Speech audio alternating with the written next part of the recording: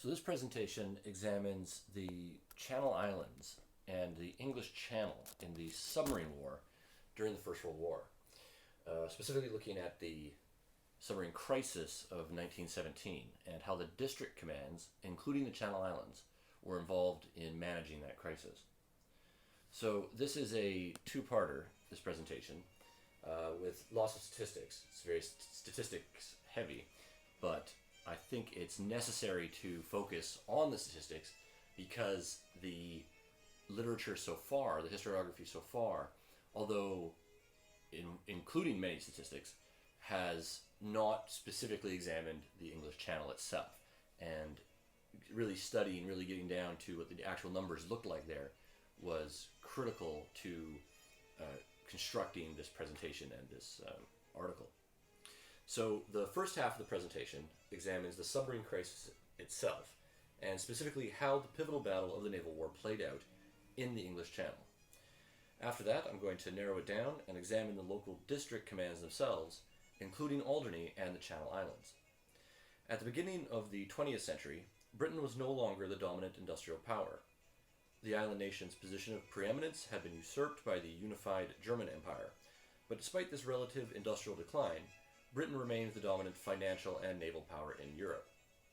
Britain's trade was protected, de facto, by its naval superiority. Raw naval power was not the only factor in the equation, however. Oceanic trade was also protected by 19th century European cultural norms. Thus, it was one thing to capture an enemy's maritime trade in wartime, and quite another to simply sink it outright. The 1856 Declaration of Paris, and later the 1909 Declaration of London, were meant to protect oceanic trade by reducing privateering while tightening blockade regulations through prize capture laws. This international legal framework lowered the potential for violence and reduced pressure on the Royal Navy itself, the preeminent institution of defense for Britain's global empire. Of course, the regulation also tied the Royal Navy's hands so far as trade interdiction was concerned, but no nation ratified the 1909 treaty in the event. In wartime, Britain would use its superior financial, naval, and diplomatic position to enforce a sophisticated multi-layer blockade, using the distant 10th Cruiser Squadron to cut off trade through the North Sea, and other naval forces, such as the Dover Patrol, to cut off German trade through the English Channel.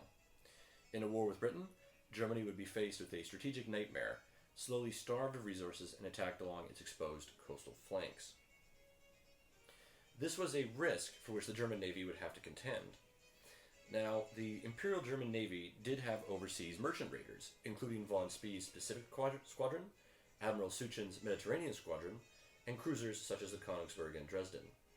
The threat from these various service assets did not, however, last very long, as they were all quickly destroyed, interned, or blockaded during the first months of the war. Furthermore, Germany's U-boats and mines had struck a number of blows early in the war against the Royal Navy's exposed surface fleet, including sinking the armored cruisers Cressy, Hogue, and Abakur, and other attritional victories such as the destruction of the light cruiser HMS Pathfinder, the seaplane carrier HMS Hermes, the pre-dreadnought battleship Formidable, and including the new dreadnought Audacious, which was sunk after it struck a mine. These were notable victories, to be sure, but only pinpricks in the overall context of the naval war. What was needed was a way to interdict Britain's merchant trade, putting pressure on the island nation to sue for peace. Toward this end, in February 1915, Germany declared a counter-blockade or war zone around the British Isles and authorized the U-boats to sink Britain's merchant shipping. Now, this was a risky strategy, although also not entirely unpredictable from the Royal Navy's perspective. In fact, First Sea Lord Admiral Sir John Fisher had predicted that precisely this eventuality might very well happen, and he had been supported by Admiral Sir Percy Scott, who wrote a famous letter to the Times newspaper. The parallels with the Guerre du Corps during the previous wars were obvious, although the potential for outright destruction violated all precedents for stop and seizure and due legality. Indeed, as the Naval War Corps historian Julian Corbett pointed out in his Principles of Maritime Strategy, actually doing this, unilaterally attacking an enemy's merchant shipping, although it might seem like the correct, realist thing to do, was liable to result in accidents, not to mention the death of innocent civilians, and thus antagonism from the neutral states. In all probability, if their shipping was being mistakenly destroyed or their civilians killed, it was liable that the neutrals would join in a coalition against the belligerent power, which is precisely what occurred. On 7 May 1915, U-20 torpedoed the passenger liner Lusitania and killed more than 100 American citizens. Followed on 19th August, when U-24 torpedoed SS Arabic, with more loss of life. Diplomatic pressure from the United States forced Germany to curtail the submarine campaign.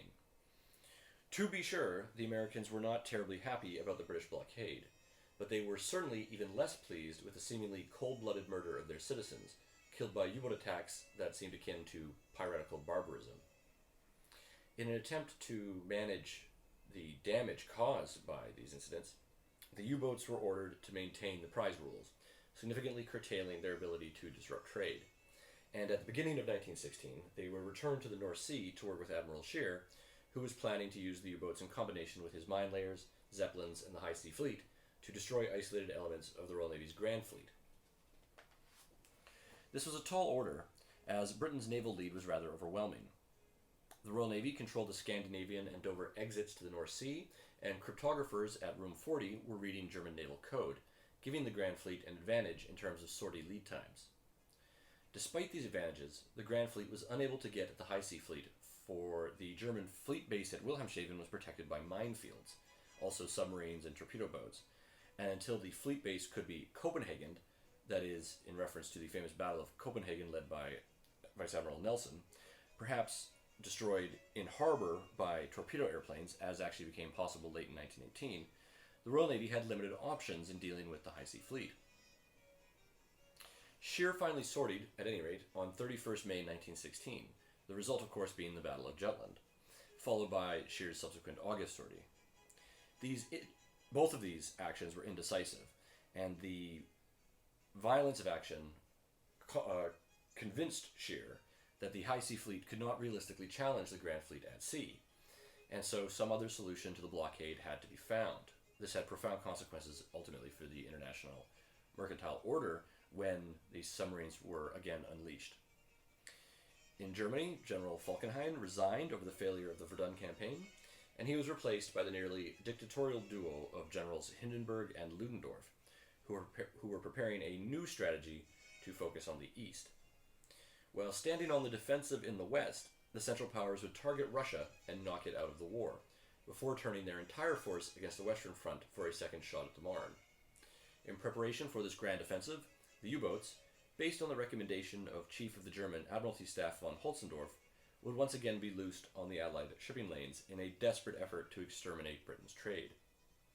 Holzendorff predicted that the British war effort would be defeated if a sinking rate of 600,000 tons per month could be reached and sustained for several months.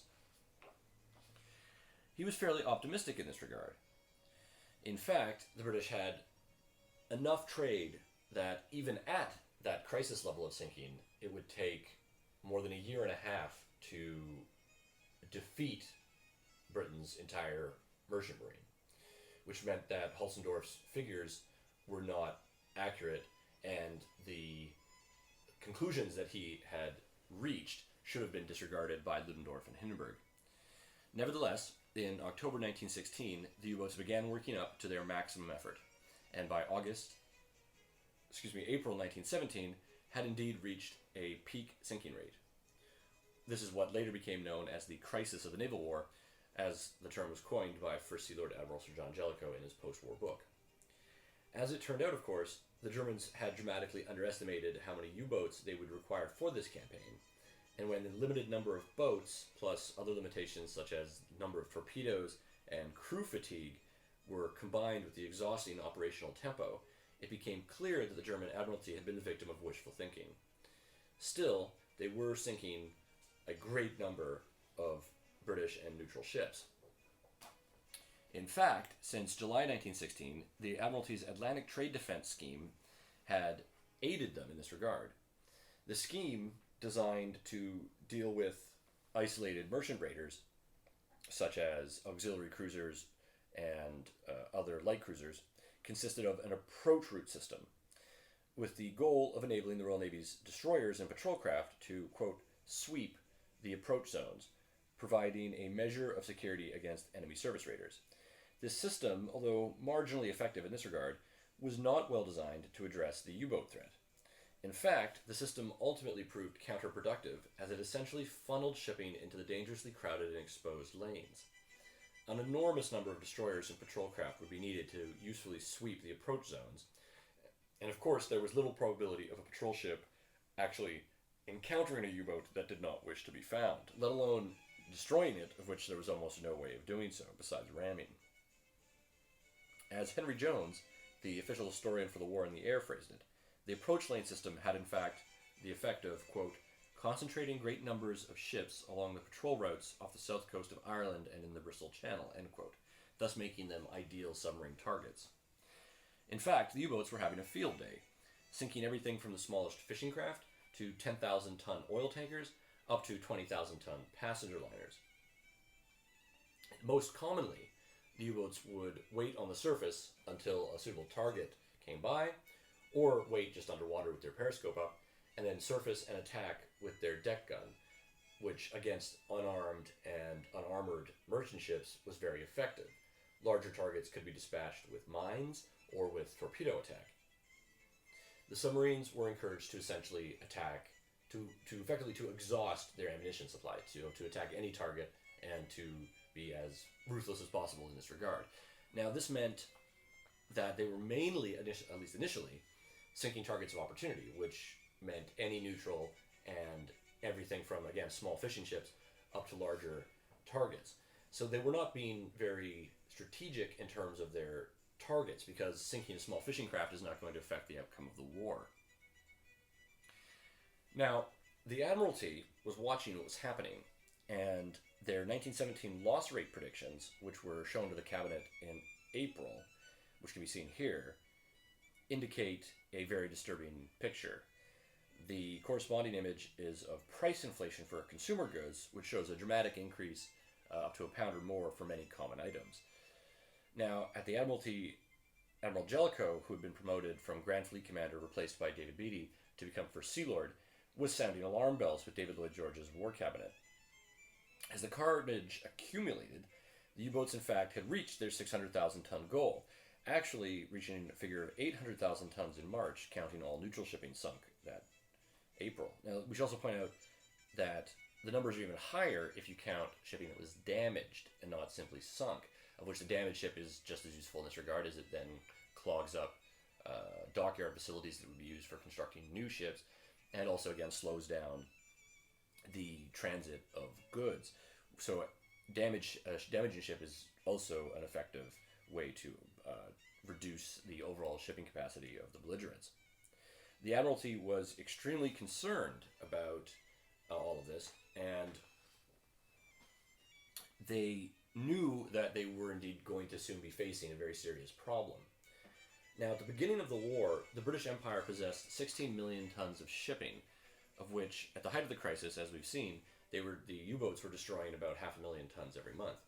Now, new construction could not possibly keep up with these losses, and as the war effort itself required roughly 8 million tons of goods, 4 million tons of shipping for the Navy and 4 million tons for the Army, this left 8 million tons for the civilian population, which, based on the figures that John Jellicoe was looking at, compiled by the Trade Division, the Naval Staff under Captain Webb, and also by the shipping controller, who was Sir Leo Chiozza Money, Jellicoe could see that if nothing was done to mitigate these losses, the civilian 8 million tons would in fact be wiped out by the summer of 1918, which meant that Britain would be forced to either abandon the war effort, meaning moving its shipping for the war purposes to civilian, or to continue the war but face starvation.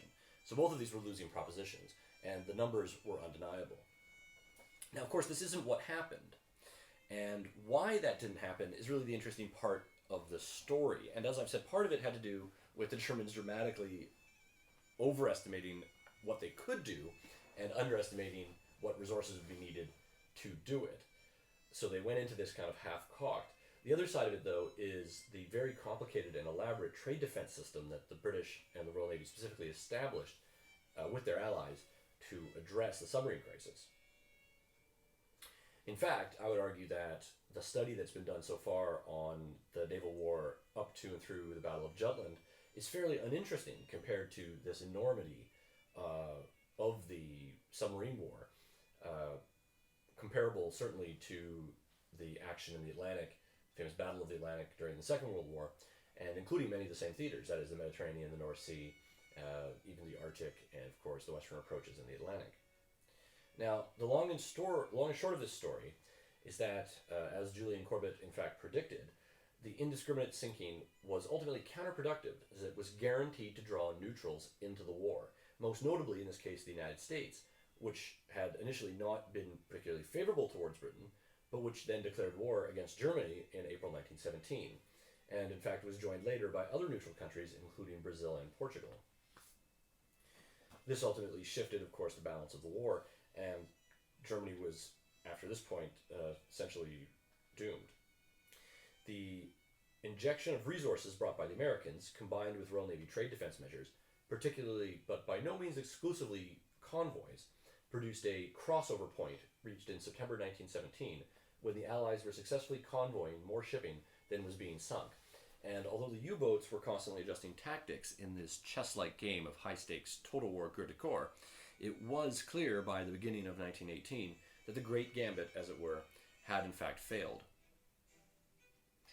The final tally of losses was nevertheless undeniably fearsome, but the Royal Navy and the Allies and the Associated Powers had in fact defeated the U-boats, and measures for not just suppressing the U-boats, but actually detecting them, targeting them, and destroying them were becoming more and more effective.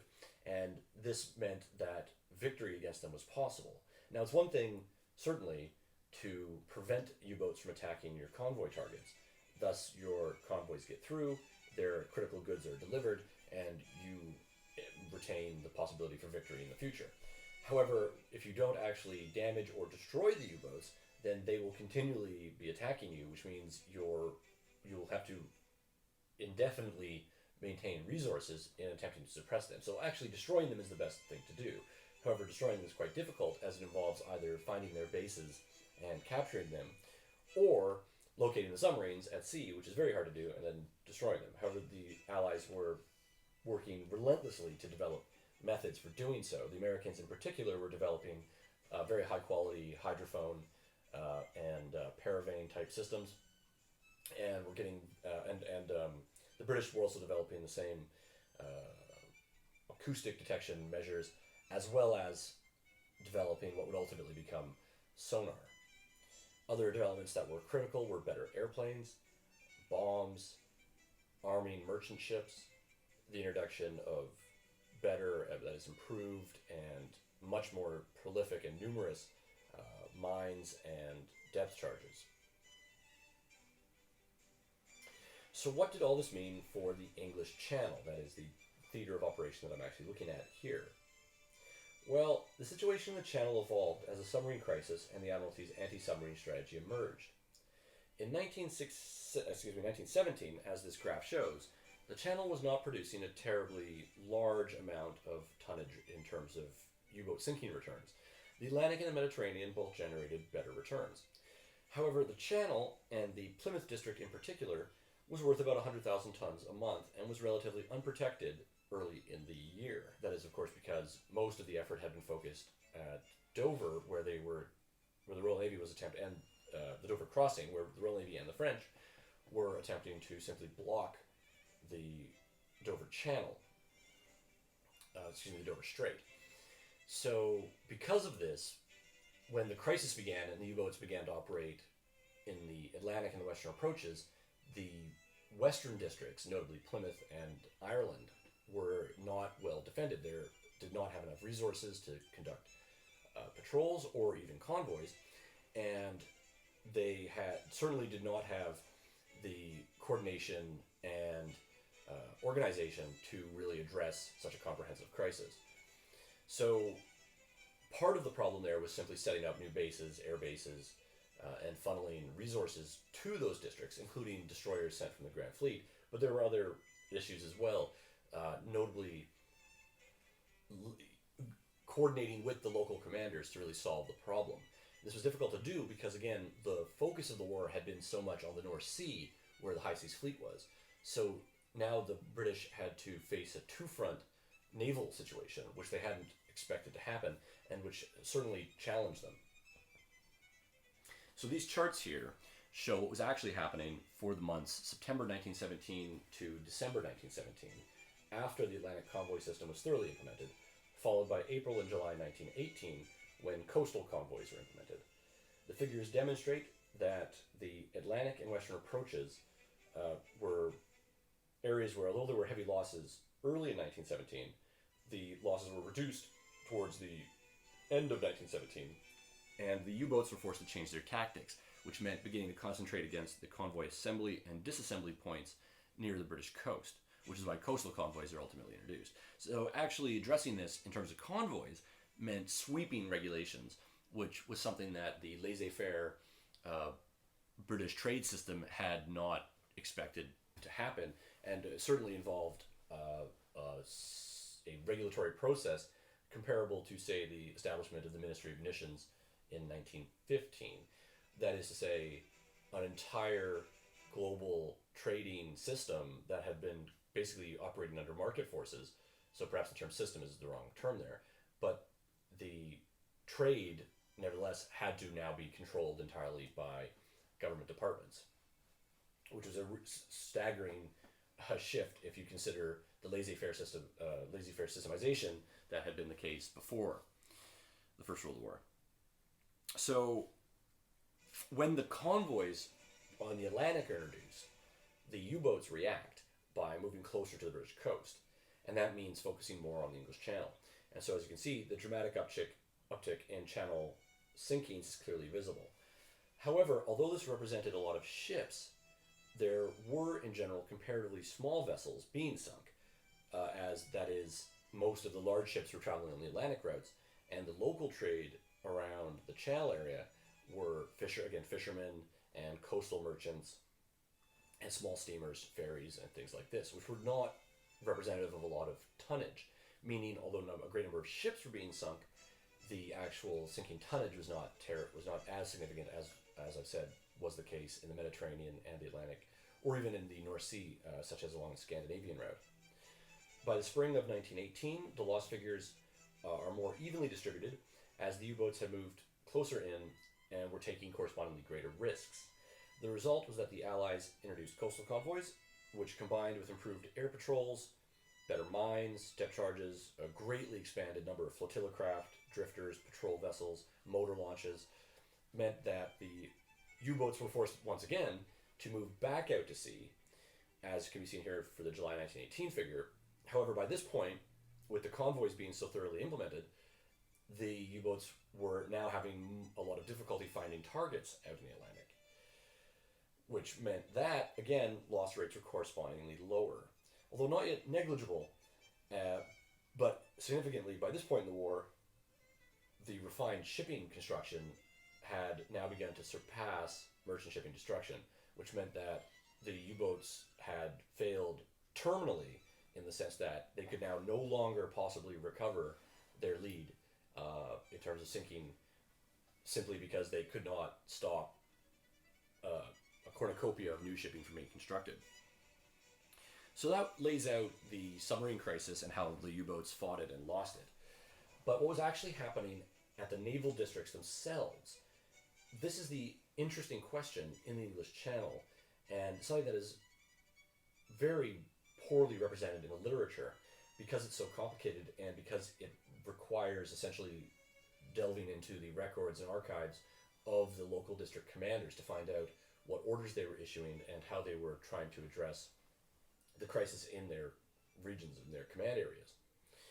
So the first district I want to look at is Dover, which was Dover's slightly better represented in the literature because it was so important, and also because the Dover commander, Reginald Bacon, wrote a 2-volume series book about his role in the Dover Command right after the war, published in 1919, which gives us an somewhat inflated sense of how important Dover was.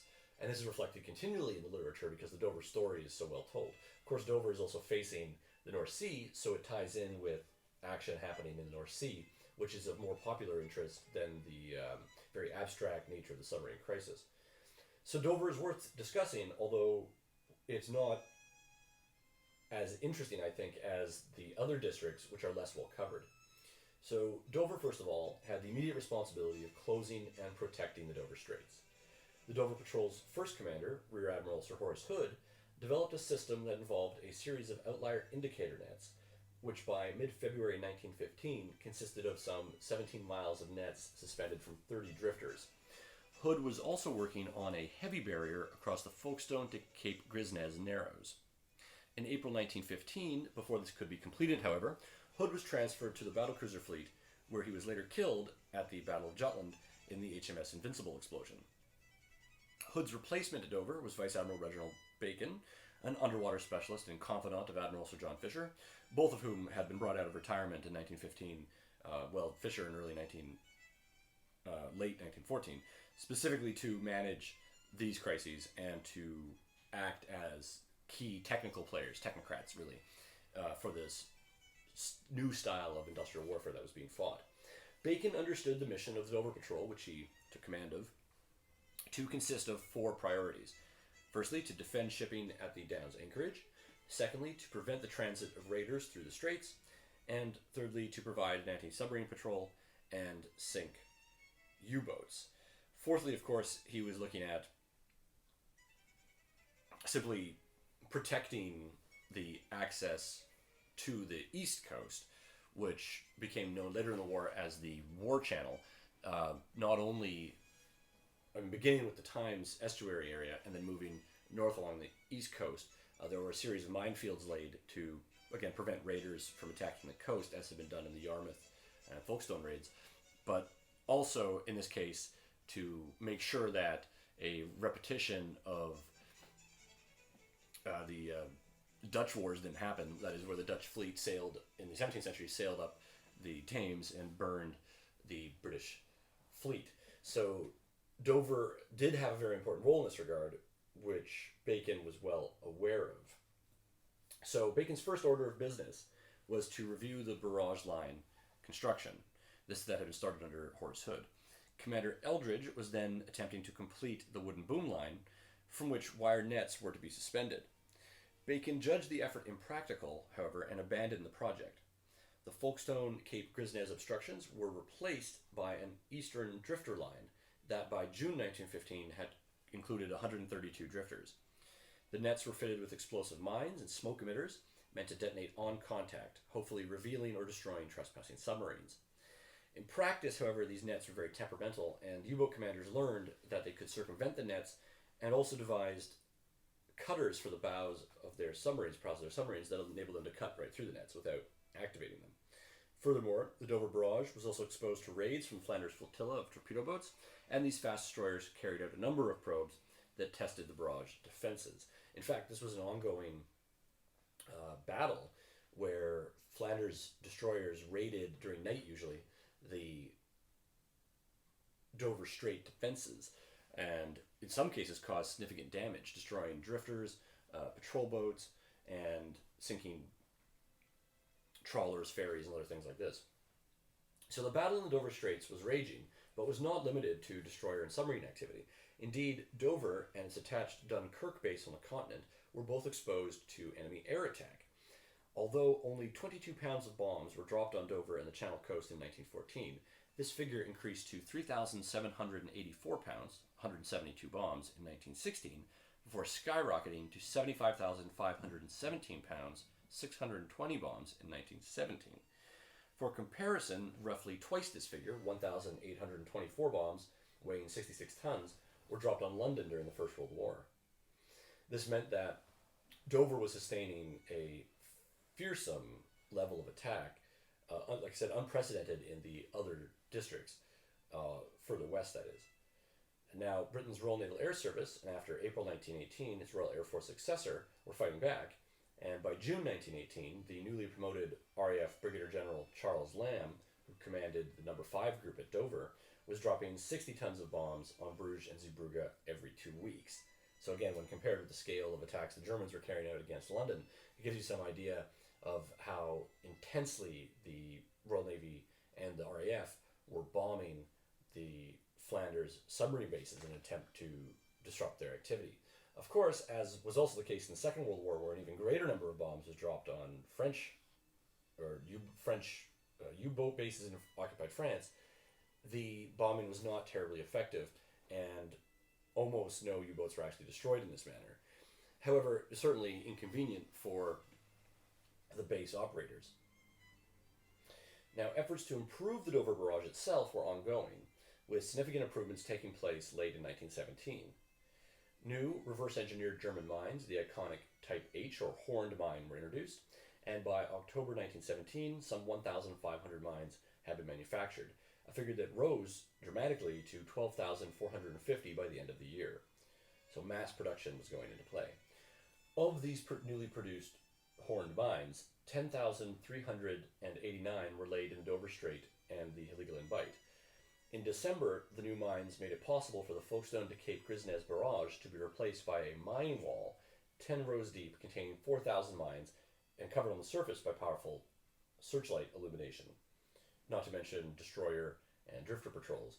The idea was to make the Dover barrage much more effective and to really close it to U-boat access. These late 1917 improvements were partly the outcome of the Channel Barrage Committee, which had met in November and was chaired by none other than Rear Admiral Roger Keyes, who had been formerly the Director of Plans at the Naval Staff. The committee report, circulated on 29 November, pointed to serious flaws in Admiral Bacon's system. The deep mine and improved illumination were much more effective, and indeed responsible for destroying half a dozen U-boats between September and the end of the year, a major coup. After the war, Bacon claimed that it was he who had in fact been the motive force behind the new barrage. Now, Lieutenant Commander R.G. Studd, however, in a critical appraisal of Bacon's book for the Naval Review, demonstrated that Bacon's conceptualization of the barrage differed significantly from the measures adopted after his dismissal. In fact, the new barrage system, which as we've said relied on illumination, deep mines, constant patrolling, was the brainchild of one Captain Wilfred Tompkinson, who would become captain of the Dover destroyers, while the illumination system itself was devised by Wing Commander F.A. Brock, son of Brock's Fireworks, and an explosive bullet manufacturer for the Royal Naval Air Service. The important point here is that these ideas were coming from local, not just local commanders, but lower echelon commanders in different services, or at least services within the Navy, sub-services that is, and then were then being adopted by senior commanders, moved up the chain of command, and then sent ultimately to the Admiralty where really important sort of doctrinal issues were identified. Admiral Keyes eventually replaced Bacon, which took place on New Year's Day 1918, and took as his mandate the singular mission to stop U-boat activity in the Channel. Keyes made sure that 80 to 100 destroyers and auxiliaries were constantly patrolling the straits by day and night. Both Bacon and Keyes had indeed attempted to counter the U-boats with their own forms of offensives. Bacon personally was a big believer in bombardment, using monitors, wanted to bombard the U-boat bases in Flanders. And Keyes preferred aggressive aerial bombing and also blockading through block ships, as was dramatically attempted in the famous Zeebrugge and Ostend raids of 23 April and 9 May 1918, neither of which permanently blocked the submarine bases, of course. In view of the increased risk of destruction, the High Sea Fleet U-boat commander, Commodore Michelson, could no longer endorse the Channel route for his U-boats, and instead ordered use of the route around Scotland, which effectively added 5 days of transit to the U-boat's crews. Now, in fact, Innes McCartney, in a recent maritime archaeology study of the Channel, verified that of the 35 U-boats destroyed in the Channel during the war, 16 were in fact destroyed by Channel mines, which is comparatively quite a success, as these figures here show. Almost half, about 46%, of U-boats destroyed in this area during the war was destroyed by mines. So, as we've seen with a dozen just after the introduction of the deep mine wall style barrage, meaning that this new, thorough, improved mine barrage was actually fairly effective. And it continued to increase in effectiveness as it was deepened, widened, and as more, intensified, more mines were introduced. Now, So Dover was one story, which we've seen was a multi-domain type battle involving a constant play between submarines, destroyers, air attack, and responses from the different commanders who attempted to isolate and close the Dover Straits. To the west, the second important district was Portsmouth. Now, after the BEF, British Expeditionary Force, had crossed over to France in 1914, Portsmouth became the all-important departure point for the vital cross-channel trade, consisting not only of crucial supplies for the attritional battles on the Western Front, but also for the vital Channel coal trade, so important for supplying French industry with fuel. The French coal regions, of course, were currently occupied by the German army, and this meant that if France was to sustain its war effort, it needed a continuous supply of coal. And Britain, although willing to provide that coal, was very concerned that it could be interrupted. Later on, they were also supplying coal, of course, to Italy and other belligerents. Now, since 1912, Portsmouth had been under the command of one Admiral Sir Hedworth Mew, under whose authority Southampton had been designated as the base for what was known as the Portsmouth Extended Defence Area, which by January 1915 was built up to include 14 destroyers, 11 minesweepers, and over 100 assorted trawlers and drifters. In February 1916, Admiral Mew departed for Westminster as he had won the unopposed by-election to become MP Portsmouth, having replaced Admiral Sir Charles Bursiford, who has now moved to the peerage as Lord Bursiford. And the new commander of Portsmouth was Admiral Sir Stanley Colville, formerly the C&C Orkneys. Orkneys had been an important area in terms of setting up the Scandinavian trade, which was convoyed early in 1917. So Colville was bringing his experience as a convoy organizer in a contested domain to the Portsmouth Command. During Colville's tenure, the Portsmouth Command's trade protection role was indeed expanded beyond troopship escort to include, in February 1917, what were called protected sailings for the cross-channel coal trade.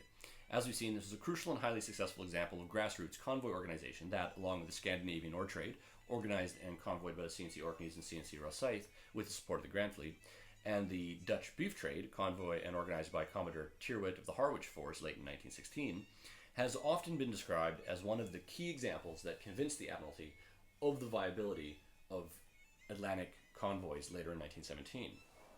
That is to say, there are a number of examples of these local district commanders setting up convoy organization just using the resources they had at hand when faced with the submarine peril. So the Admiralty, when this information moved up the chain of command, learned about this, realized that there was an effective model they could use for the crucial Atlantic trade. And that's what they did. Then, using these examples, implementing the same wisdom in another context, that is at the Western approaches, with similar results. So the notion that this is just important historiographically because, as David Lloyd George argued in his memoirs, that he personally went to the Admiralty in April and ordered them to implement convoys. This is not entirely accurate, as Secretary of the CID and Cabinet Secretary Maurice Hankey's memoirs, diary, demonstrate. He's also biographied by Stephen Roskill. The meeting that Lloyd George sets up as being so antagonistic was actually not. And furthermore, Lloyd George was not completely as concerned, perhaps, about the submarine crisis as he should have been. And in any case, he wasn't running the naval war. It was the Admiralty that was running it. And they were actually doing as much as they could to deal with the crisis in terms of improving material conditions and reorganizing the naval staff and dispatching reinforcements to the Plymouth command where they would be used for convoy. So Jellicoe was working on solving this problem. And after the war, people like Churchill and Lloyd George and these other politicians, of course, wanted to take credit for it, although they were not exactly as involved as they claimed they were at the time. The important thing, again, is that the district commanders had identified solutions and were implementing them.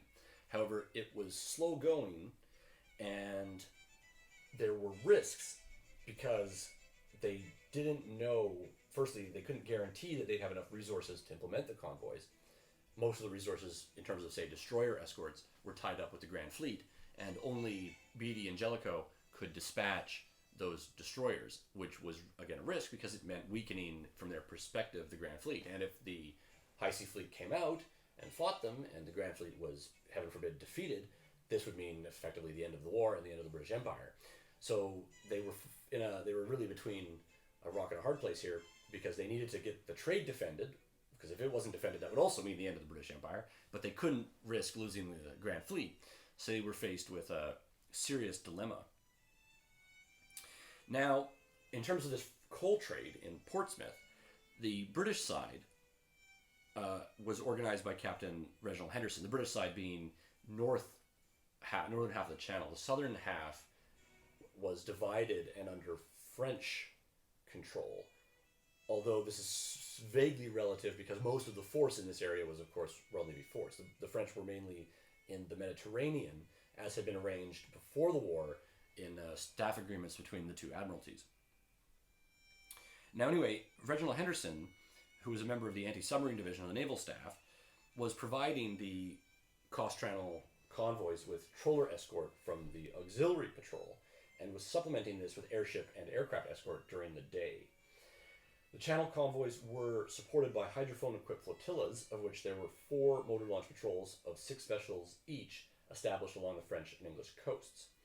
To make a long story short, between March and May 1917, there were only 9 convoy losses all at night out of the 4,000 ships convoyed, with a grand total of 37,927 coal transports convoyed across the channel from implementation until the end of the war, with the loss of only 53 ships. So it's an incredibly successful cross-channel trade, moved from 4 different locations in the channel, and was under mainly the command of the Portsmouth area, but also one was under the command, one area was under the command of Dover, one area was under the command of Plymouth. So this wildly successful cross-channel trade, in one regard, was so successful because they could count on the Dover area being the front line, and also because the U-boats were more interested in moving out to attack the Atlantic, at least until the beginning of 1918, when, as we've seen, they moved closer to the coasts because the area beyond the coast was so well convoyed. However, they could never quite get at the French coal trade because it was also very well convoyed and highly protected. In fact, so successful was this cross-channel convoy trade that even independently sailing merchants began to unilaterally join the convoys in recognition of this improved safety that would guarantee them. So to facilitate this early system of convoy, with merchants and fishermen and other civilians being involved, the Royal Navy set up a course, which is known as the Submarine Menace Course, available at Chatham, Cardiff, and aboard HMS Excellent at Portsmouth, with another session opened in 1918 at Devonport to train up masters and merchants and ship captains so that they could be more effective in convoy protection in these convoy roles. Commander E.L.B. Lockyer, working under Captain Webb of the Trade Division, proposed making the course mandatory, which was done on 14 May 1918 for sailing masters and chief officers of the British merchant trade. 207 masters and 1,267 officers took the course at Portsmouth, and all told, this training scheme graduated 4,620 masters and 5,606 officers during the war. Another clear demonstration of the regulation and indeed militarization of Britain's merchant trade during the war, but very necessary given the complex nature of convoy operations. Now, the Portsmouth district was highly significant, as we've seen, and also had some protection in the form of the RNAS, that's the Royal Naval Air Service. So aerial support for the cross-channel trade was provided by Portsmouth's RNAS contingent, which was under the command of the Channel Group CO, formerly Dunkirk aviation pioneer, Wing Commander A.W. Bigsworth. Bigsworth's force was at first limited, but were significantly expanded during 1917, as he was supported by the former director of the Air Services, Rear Admiral Charles L. Vaughan Lee, who is now the Admiral Superintendent of the Portsmouth Dockyard, and was responsible for opening new stations at Portland and Bembridge, followed by additional bases at New Haven, Polegate, Tipnor, and Cherbourg on the continent. The diplomacy that was involved with the French was significant here, because this would also lead to the opening of a seaplane base on Guernsey, a French seaplane base on Guernsey, And interestingly, you can see that there were Royal Naval Air Service bases at Cherbourg and at Dunkirk. So the Allies were working hand in hand in their Allied territory to deal with this crisis. The RNAS at this time was commanded by Commodore Godfrey Payne, who was the Fifth Sea Lord, and he and Jellicoe were working closely together to make sure that these new air bases got opened, because they knew how important aerial protection was for convoy escort and also for doing patrols. Indeed, thousands of air patrols were flown, relative to a much smaller number of escort missions, although it was in fact these escort missions which had the greatest impact on the protection of trade. If a submarine was planning, or a group of submarines were planning to attack a convoy and it had air escort or even airship or balloon escort, they would quickly change their minds and avoid the attack, knowing how risky it was and that this would expose them to counterattack very rapidly. So, with the cross-channel trade being so successful, we then have to look at what is the most interesting case, really, in this study, and that is Plymouth, the Western Approaches District. Now, this was the final of the core districts, and a command that, as we've seen, gradually became more significant as the U-boats ranged farther out into the Atlantic. Plymouth was initially under the command of Admiral George Egerton, although he was superseded by Vice Admiral Sir George Warrender in 1916. Now, Warrender was taken ill very early on, and on 7 December 1916, First Lord of the Admiralty Balfour brought in Rear Admiral Alexander Bethell, who was an esteemed member of the Fish Pond and former director of naval intelligence as well as head of the Naval War College, to manage the Plymouth district. Bethell was very well connected and could be counted on really to get this problem solved. Bethel's resources, however, were extremely limited. In February 1917, there were only 14 destroyers available at Devonport, in addition to 12 sloops at Queenstown. Jellicoe, I should add, Queenstown was under the command of Admiral Lewis Bailey, who had been sort of shunted off there because of the formidable disaster earlier in the war, which is again ironic because now Jellicoe had a commander that the Navy didn't particularly want, or the Admiralty didn't particularly want anyway, who was now commanding one of the key districts and had to solve a really important problem. So there's something to think about when you're looking at military decision making that's politically influenced or even influenced by rivalry within the service, intra-service rivalry, as it were. Parochialism, I would say. Now, Jellicoe knew that resources were tight, and so he sent, and that these were important districts, so he sent Bethell 10 destroyers from the Grand Fleet. And although these small figures would clearly not be enough to deal with the huge quantities of merchant shipping being destroyed during the crisis, he knew he would have to send more resources as they became available. And again, worse, the airship and aircraft bases had not yet been opened. Rear Admiral Alexander Duff, the director of the Navy's Naval Staff's newly created Anti-submarine division, proposed to Jellicoe that air bases should be built not only in Ireland, but at Falmouth, on the Scilly Isles, at Newland, Land's End, and at Plymouth itself to cover traffic approaching the channel. And this was what was done. H-12 type flying boats were flown out to the Scillies in February 1917 to patrol the Plymouth approach, and on 13 March, Wing Commander Eugene Girard arrived at Plymouth to take command of the RNAS squadrons in Bethell's district, taking command over what soon became known as the Southwestern Group. The formation of the RNAS groups, the regional groups, is a critical watershed moment in the history of the Air Department of the Royal Naval Air Service. This was the first time when a larger than wing type organization was being assembled for the RNAS. In April, Girard and Bethell adopted the scheme proposed by Squadron Commander Colmore, which called for a combination of routine, emergency, and contact type patrols, arranged so that at least one aircraft was always kept in readiness to respond to U-boat reports. This program was based on the same spiderweb type patrols that had been utilized at Folkestone on the East Coast, and Felixstowe on the East Coast, and by August the patrol system had evolved to include specified area patrols for emergency response. The entire system was networked together by wireless telegraphy, telephone, and telegraph cables. On 26 May 1917, convoy escort was established in the Plymouth district. The first convoy running from Gibraltar, escorted by HMS Hardy, and supported by an H-12 flying boat from the Scillies.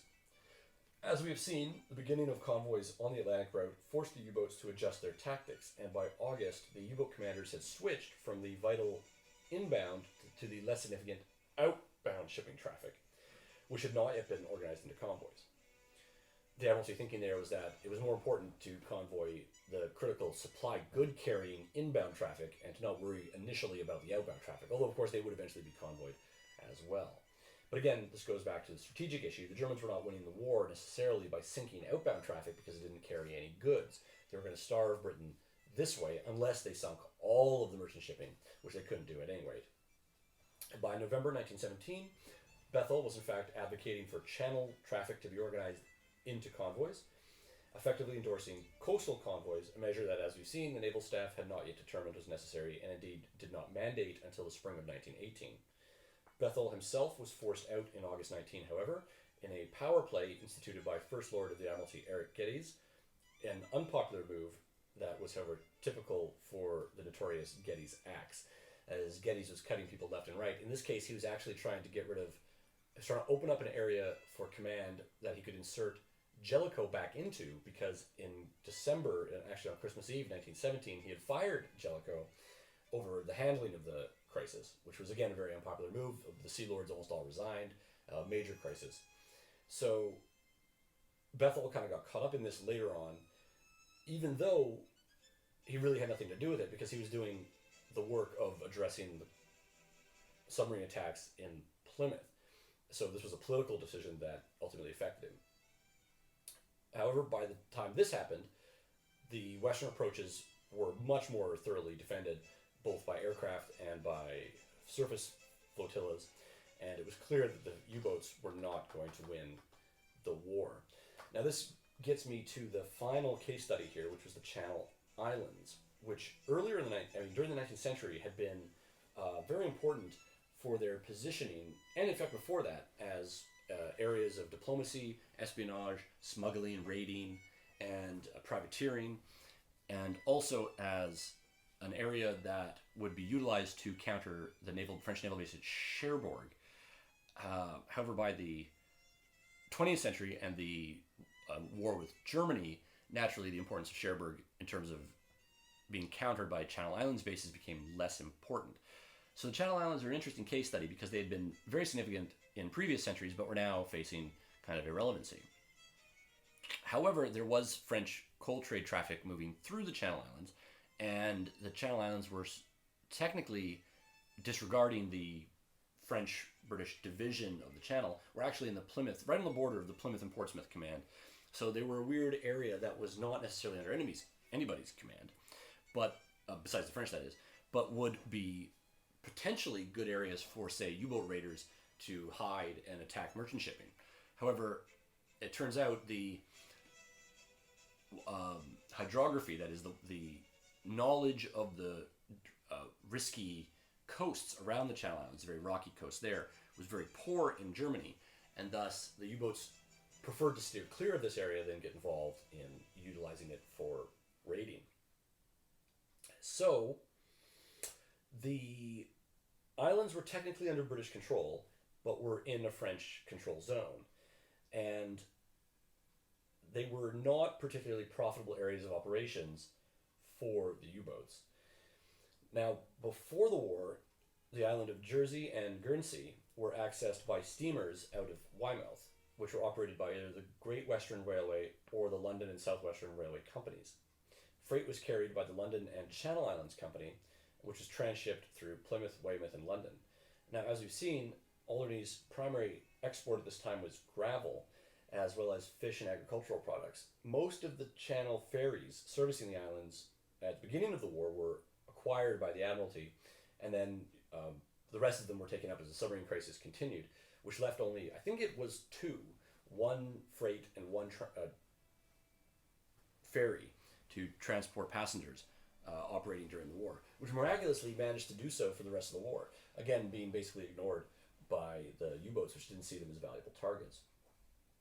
And of course, they were in the French coal trade zone, which meant that they could potentially be protected by shipping from, the convoys being operated by the convoy system. From 1916 onwards, the waters north and west of the Channel Islands were, however, fertile grounds for the U-boats. However, the range of targets was limited, with the most common target being schooners, fishing vessels, and the like. One of the more significant sinkings was the American oil tanker Illinois, which was stopped and scuttled by UC-21 north of Alderney Island on 18 March 1917. In fact, not long before the United States declared war. The Channel Islands ferries themselves, which I said had been acquired by the Admiralty, played a small part in the submarine war. The steamer Island Queen, for example, was converted into the Q-ship HMS Privet in 1917, captained by Lieutenant Commander Charles Matheson, Royal Naval Reserve, which was sent into the channel to patrol for submarines. On 12 March 1917, Privet encountered a U-boat, and although both the U-boat and the Privet Q-ship were damaged in the encounter that took place near Alderney Island, the U-boat succeeded in sinking Privet, leaving the Q-ship's crew to be rescued by a nearby destroyer. It was first believed that Privet had engaged U-85, however, it is now believed that he in fact attacked UC-68, which was intent on laying mines off Plymouth. UC-68 may or may not have been fatally damaged in this encounter. Regardless, it was never seen again, and no wreck has yet been recovered. Privet, on the other hand, was raised after its sinking, towed to Devonport for repair, and was later dispatched to the Mediterranean, where, near Gibraltar on 8 or 9 November 1918, it possibly sank U-34 with depth charges, which may in fact have been the last U-boat destroyed during the war. An interesting footnote to the role of the Channel Islands there in the war. Now, by far, the most significant event that took place on the Channel Islands in terms of the anti-submarine war was the construction of the French seaplane base at Castle Cornet, Guernsey, in August 1917. The islands had been scouted by French aviation pioneer Pierre Lecour Grandmaison during the summer of 1917, and in August, a team of Royal Engineers began construction on the seaplane base, which was operational the following month.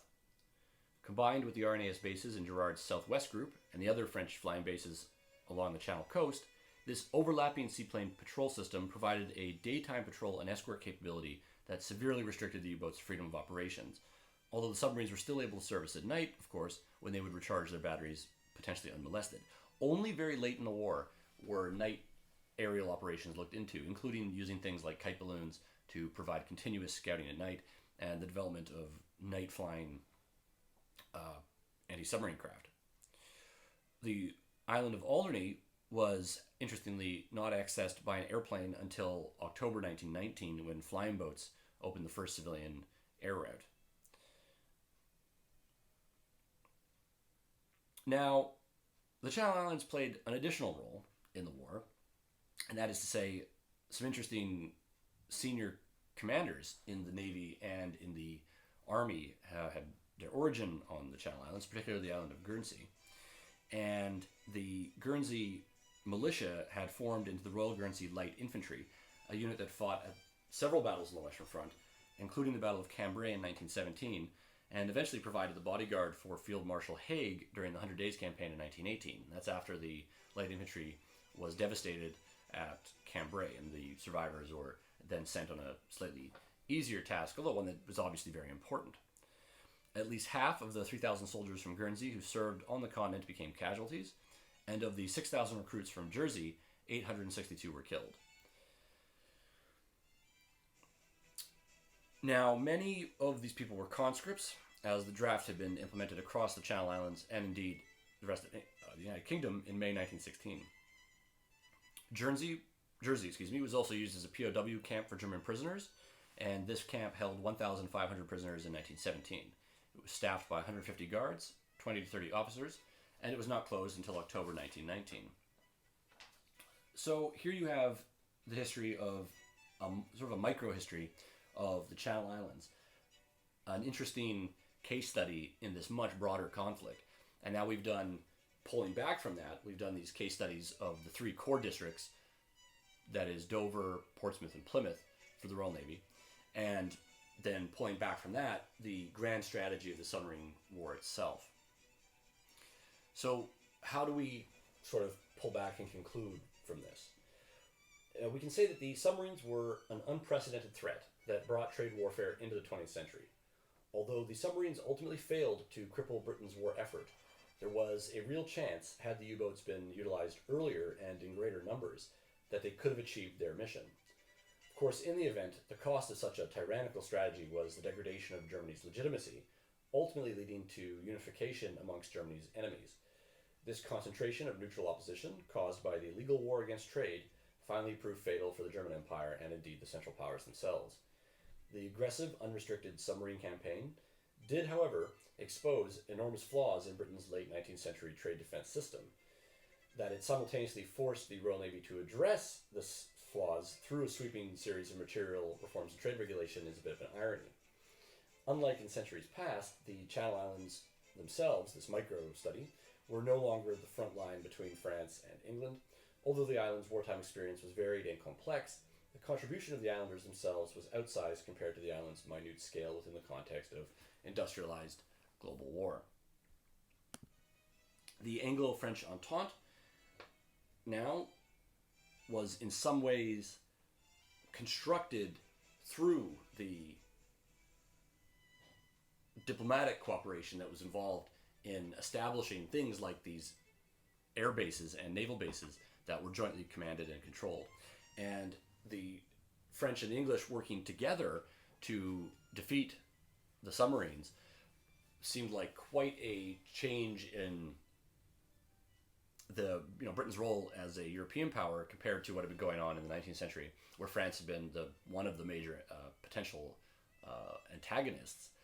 So now we see cooperation being the model, and this makes sense because they're cooperating in an environment that is the sea, where they're working together in an environment like this that is the sea, where cooperation is what's needed, and it's through that strategic cooperation against the common foe that we see the 20th century legacy of Anglo-French alliance forming, which ultimately leads to things like the United Nations and NATO after the Second World War. So the submarine crisis in this regard is much more important than even a purely tactical or operational study would lead you to believe. And the small regional studies are very valuable because they tease out these broader strategic issues.